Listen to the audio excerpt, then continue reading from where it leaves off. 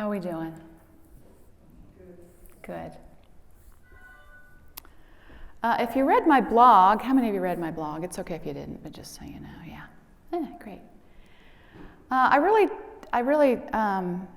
wanted to offer an explanation for the series that I've brought to you, this Birthing a Greater Reality, A Guide to Conscious Evolution by Robert Brumet. That really spoke to me as a way to kind of meet the call of our time, right? Which is, it feels like we are being called to do a lot. Would you say that's true? We're being called into a lot. There's a lot happening, there's a lot changing, there's a lot evolving. And I miscalculated the depth of the material to bring to you each Sunday morning. And it has shown sometimes as I've tried to do that. So I wanted to just acknowledge that. It would probably have been better suited for a class that was longer and that assumed shared interest, right? You're coming to that class because that speaks to you. Fair enough, lesson learned. I am going to continue. We got just 2 more weeks to complete it, and I'm trying to bring it up so that it's not so dense and that you can relate to it wherever you are, whether you've read it, whether you care about it or not. And certainly if you are, I know that there's a lot of depth to it. So ironically, I asked for your forgiveness. And this week, we're talking about forgiveness. So, and I just got in touch with the pressure I can feel. It's probably self-imposed, right? To offer something that speaks to you, that supports you, that helps you, that grounds you. And I don't always know. I struggle with it myself. And I just want to be honest about that. I think for various and sundry reasons, we are all feeling pressure. And we all want to do it, show up our best selves. I'm certainly no exception to that. And I don't always meet the mark, as many of us. We're human beings, right? And part of what I thought, and I still value in this work, is Robert Brumet's wonderful explanation of sort of how we come to identify ourselves in these ways through this egoic system that gets us off track and disconnected from the truth of our being, and that we are expressions of spirit. And somehow that essence gets sort of maneuvered and manipulated in our socialization process. And I think we're waking up to that. Parents are waking up to that. And this is it's not a shaming and blaming thing. It's just an acknowledgement of how this has worked and how we kind of protect ourselves and project and do all this stuff. And I really appreciated that Robert Brumet is inviting us into this, participating in the evolution of consciousness. Wow, awesome. And, guess what? It still starts with us. We still get a look at the places within us that perhaps we have tried so hard not to. Perhaps we see out here so much more easily than we can see in here. And again, that's not a shaming or a blaming. That's let's see it for what it is. And we're all in the same boat. We all mess up. We all have great joys. We all have devastating losses. And as I see it, the best that we could do is to really address it, to really claim it, to be honest about it with ourselves and with each other. And so I appreciated, because it's tempting, our spiritual teachings are so like, oh, yes, I can just elevate right out of this experience. Thank you, God. But they come to life if we will hold on to them through the experience, right? That old adage, the only way out is through. And the strength of spirit is within and all around us. And evolution is on our side. It is like, wake up to the fullness that you are. and live from it. And in the process, undoubtedly, we will uncover places and spaces of pain, of regret, things we wish we could forget and forgive of ourselves and of others. So it's not either or, it's both and, right? It's that human experience, and it's the strength of growing into the truth that we are as expressions of spirit. Right here, right now. We don't have to earn it. We don't have to buy it. We can't even stream it. Although I hope you're streaming The Chosen. I'm serious about this. It's really good. Please watch it if you can. So, having said all that, we find ourselves at forgiveness's door today by way of, just very quickly, our what we've been looking at, as I've already alluded to, is sort of the ways in which we get socialized and culturized and all of that into becoming who we think our parents and the world want us to be. And in the process of that, and that's a survival tactic, in the process of that, we lose parts of ourselves that were deemed somehow not okay. And that can be something as simple as expressing anger. You know, how many lived in a house where that was not okay? Yeah, and it's a natural part of being a human being. You don't get your needs met, you have a frustration, you feel anger, and you feel it, and it moves through. But when you can't feel it and it gets blocked up, then we have other internal blockages, yes? Others of you probably had families that didn't really appreciate you showing a lot of sadness or big feelings, yes? So we might kind of disassociate with those. So this all comes to be held in this entity, this unconscious part of us called the shadow. Have you heard of that? The shadow self. How many of you have done shadow work? Great, yeah. So, and really, the scariest part or the baddest part of the shadow is just that we have denied it and that it has been sort of cut off from us, right?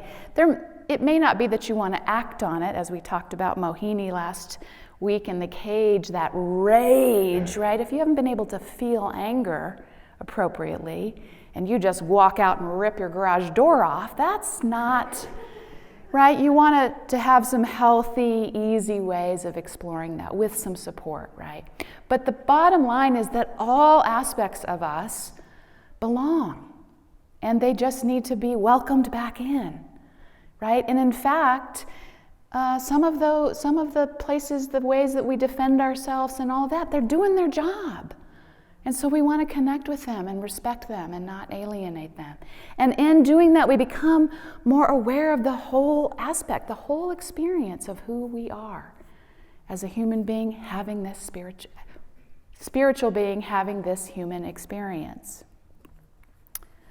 So Robert Brumet, in a nutshell, says, this is how we're getting to forgiveness, that shadow work is really often forgiveness work, because it's often reclaiming parts of ourselves that we have alienated.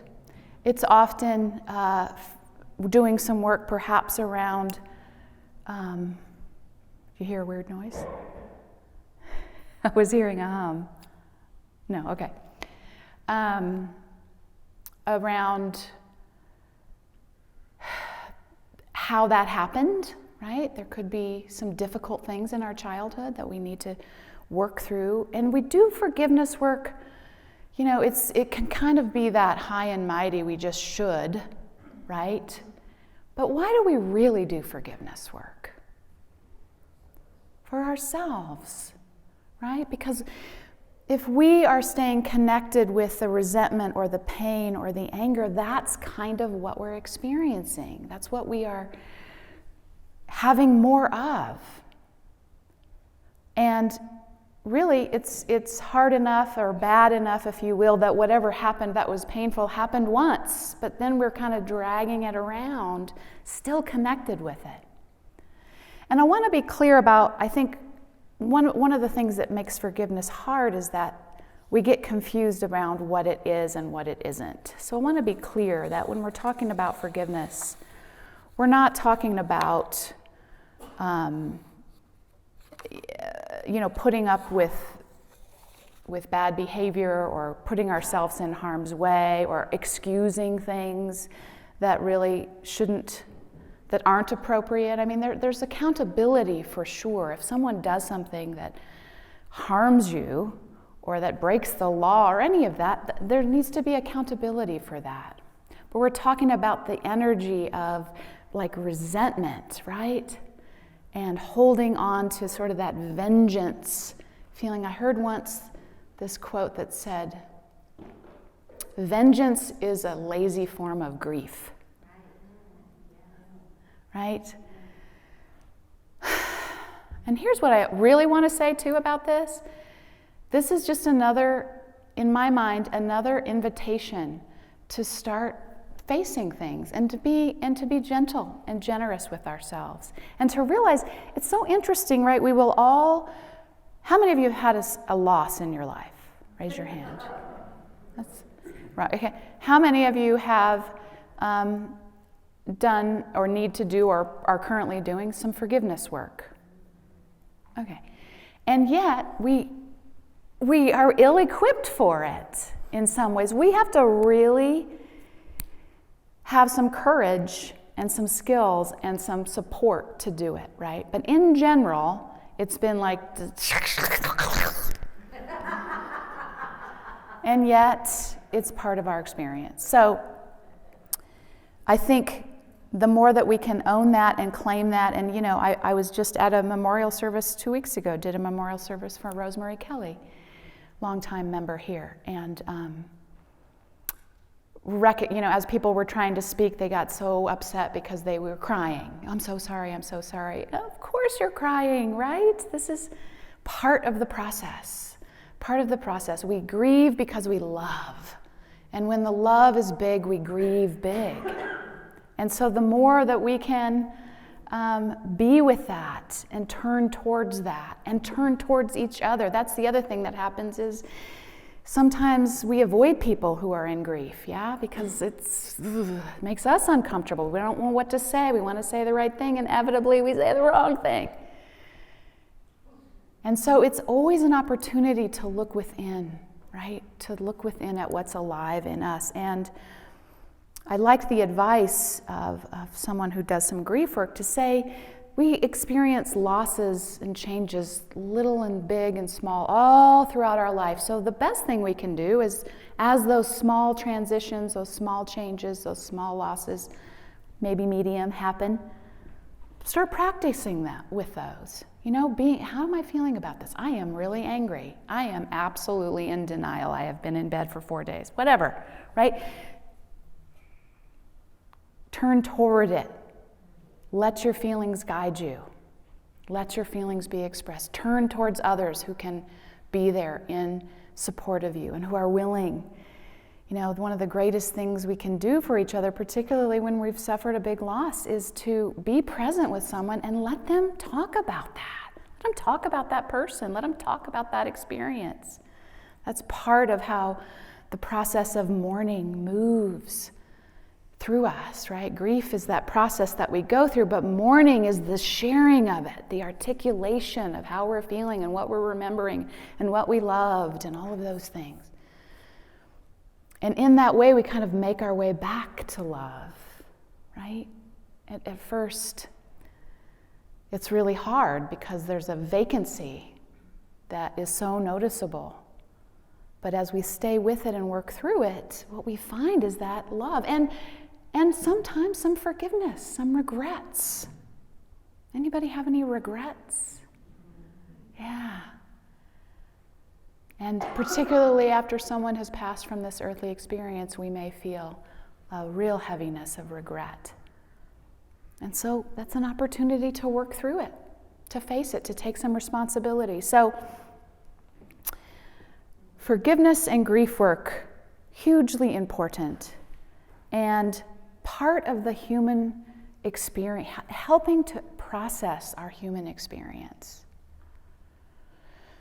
And sometimes I think in spiritual communities, we don't do a great job of that, right? Again, because it's just been either or. It feels like you are the light of the world. What's the problem? And you are. And as that, in that beautiful little sentence that Robert Brumet likes to say, you are spirit calling itself me. turns out the me is quite complicated, and how it came to be, and all the forces that helped to develop it, and all the places we can't quite see, but we see out here. So the invitation is constant, right? To be aware of what's alive in us, to be available to each other for what's alive in us. And to know, of course, that there is this divine pattern and divine purpose working in and through our lives. And so can we accept, or can we work with all that means, right? The joys and the sorrows, the hills and the valleys. As I was saying, we find that we're not all that equipped. And so we do have some resources. I will be ordering we have some great little Unity books called Grief as a Spiritual Practice. There's another one on forgiveness that I'll be ordering to just help us dive a little bit deeper and have a structure to do that. Reverend Bill Englehart, who does something called Good Grief, he's a minister in California. He refers to, Charlie Brown was always saying, good grief. It was like a little hint. Let's do good grief, let's do it well. But he says that grief is a fact of life, yet we tend not to talk about it or even fully acknowledge it. We are socialized into thinking that denial, delay, and avoidance are coping mechanisms to deal with grief. Turns out these are not effective strategies.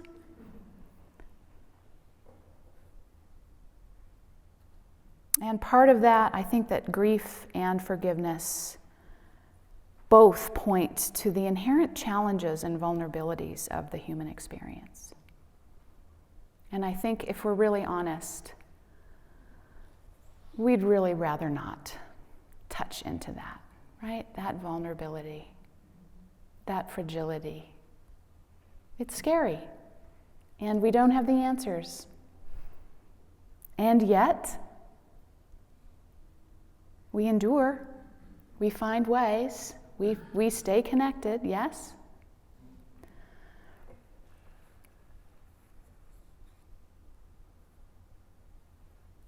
And that is where we call upon the strength of Spirit as our strength, just like the reading suggests. Spirit, I love that Spirit, when you think, we've often thought of God as forgiving, right? God, forgive me. But really, God is the essence of forgiveness itself. God is the energy. God does not withhold. God is not, first of all, a person, right? It's an energy imbued in all of creation, and it is the actual energy and the experience of forgiveness itself. Same thing with love. God is not necessarily loving. We express the love of God as we are loving, yes? But God is love itself. So as we really contemplate that, and that is at the basis of our being, there's nothing that we can't do. But it's when we think we're that other thing, all those limitations, that fragility, right?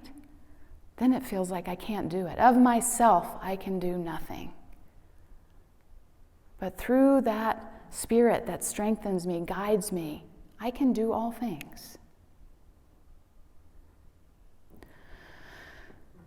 I'm not saying it's easy. Obviously, it's not. But we can trust it. And I know you have and you do. So I wanted to say clearly what forgiveness does not mean. I started to say that. But it does not mean that we suppress our emotions or our memories. It does not mean that. It does not mean that we pretend that nothing ever happened. It does not mean that we don't hold ourselves or another accountable for whatever may have happened, for actions that need to be accountable. But when we do this, we don't do it with an attitude of vindictiveness, right? And in that, and I know this can be hard, but in that very thing, we are working with forgiveness ourselves, because we know ourselves what we are capable of, left to our own devices at times, yes? To our own ignorance and oblivion of what our actions can do to others or what our words can do to others. So we drop the vindictiveness, we drop the judgment. And here's where it gets sticky. In releasing all the blame and condemnation towards ourselves or another person, now suddenly what are we left with?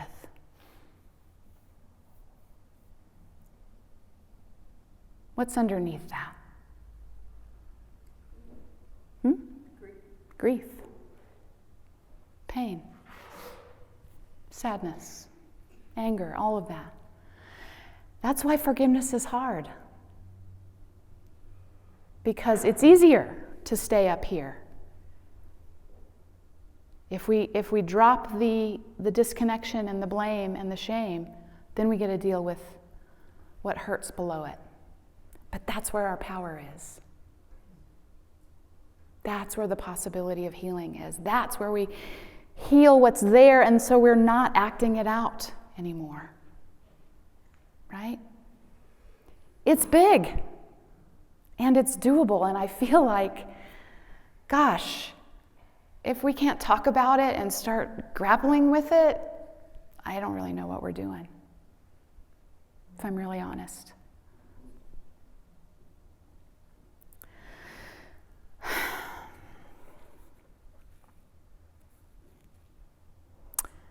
Robert Brumet says that any form of condemnation toward ourself or another is a defense against facing our authentic feelings. It's an attempt to ignore our inner pain by focusing outward. When we choose not to engage in blame and condemnation, we engage the second phase of forgiveness, the process of healing. What's underneath it? And we may very well need help. I'm not saying poof, right? We find it, we look at it, we get some help with it, we get some support around it.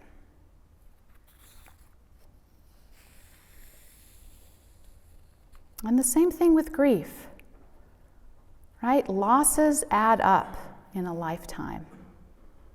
Grief is cumulative. So we find that what we don't fully grieve never goes away.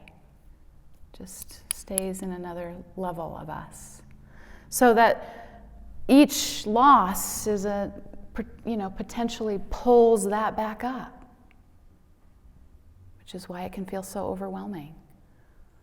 So the sooner the better, but it's never too late. But it can feel overwhelming if we haven't been able to process it healthfully for many, many, many tries, many, many experiences. And we can all be a part of this process, as I said, by being present with those in our lives that are experiencing losses and by asking for those in our lives to support us in those losses.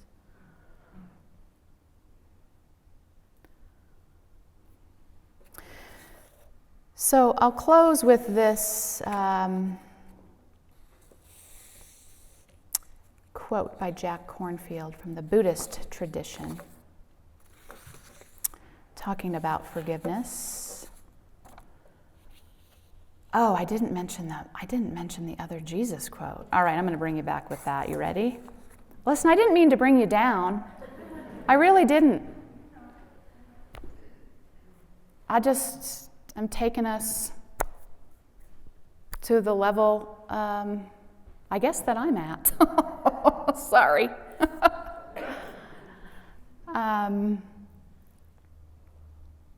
The other quote that Jesus talks about in terms of forgiveness, when Peter, in Matthew 18, verses 21 and 22, Peter asked Jesus, "How many times must we forgive someone? As many as 7? And Jesus responded, "Not 7, but 70 times 7. And if you numerology, 7 kind of represents completion, and 70 represents like the fullness of spiritual order being met. And so what I take that to mean is you're going to be forgiving all the time. Yourself, others, right? Because if you don't, then you are just in the cycle and you're cut off from your whole life as it's happening. So learn to do it frequently and often and well.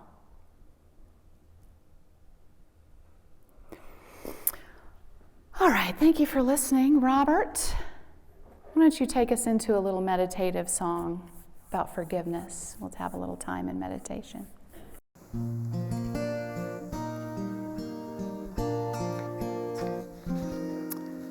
I forgive me, I forgive me. Everything that I've been holding on to, I let go. I surrender, I surrender. I'm ready for my change. I'm ready for my change.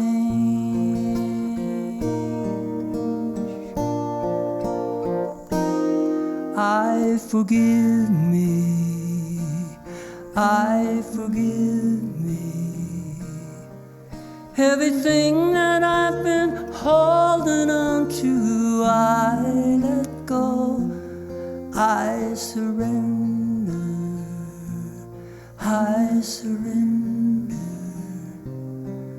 I'm ready for my change.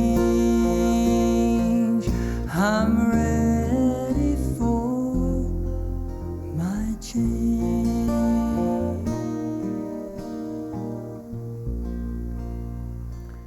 So just take a deep breath into this space, letting go of all that I've told you and landing in your heart what is alive for you around forgiveness, perhaps around grief.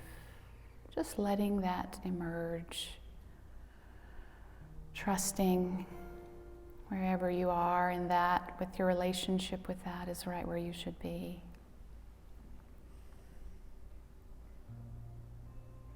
Just finding a way in this moment to extend forgiveness to ourselves. In whatever way, in another form, and for whatever reason. To breathe into the possibility that in that circumstance, in that moment, in that time, you did the best you could. And you may have learned much since. But whatever you may be holding on to, can you release holding yourself in exile in any way? Letting divine love do its work in your own heart and mind, connecting you with your own divine essence, your own divine nature that is grounded in and expressing love itself.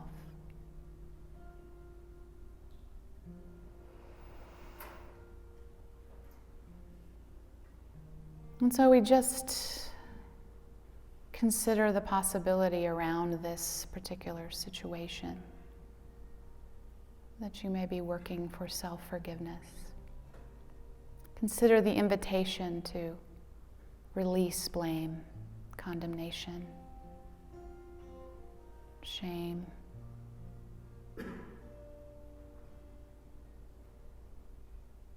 And we might have to invite in, dealing with what lies below it, regret, sadness, disappointment.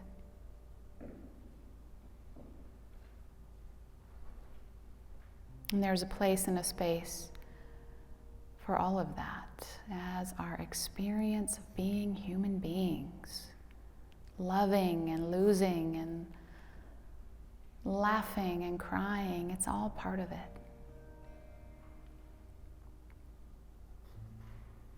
So we welcome back whatever part of us that might have been lost in the process.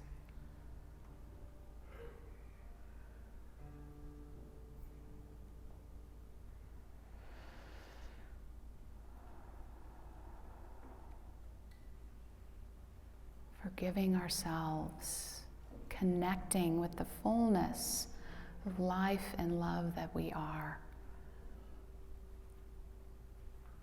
And releasing our focus on the ways in which we've fallen short in order to be more fully available and present right here, right now.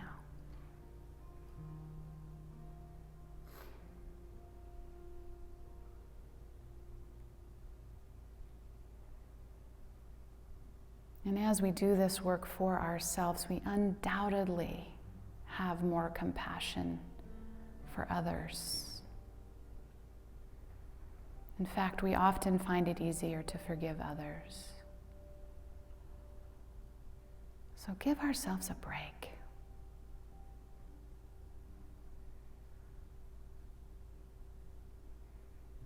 And allow the fullness that we are to express our wholeness. And anything that is coming up that feels heavy, that feels hard, that feels painful is an opportunity to reconnect with that wholeness by working through it. So we give thanks for that spirit within, the Father within, as Jesus would say,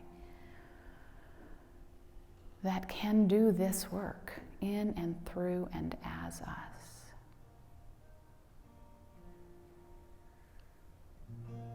In some way, this is what it means to be forgiven.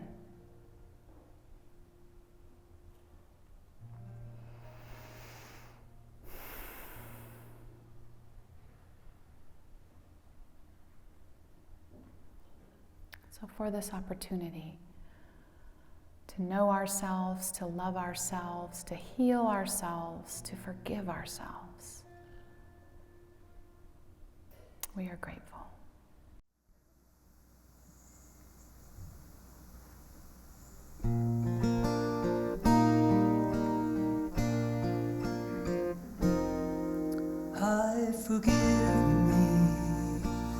I forgive me. Everything that I've been holding on to, I let go. I surrender. I surrender. I'm ready for my change.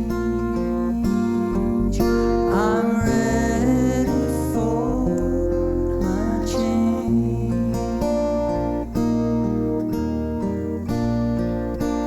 Forgive me. I forgive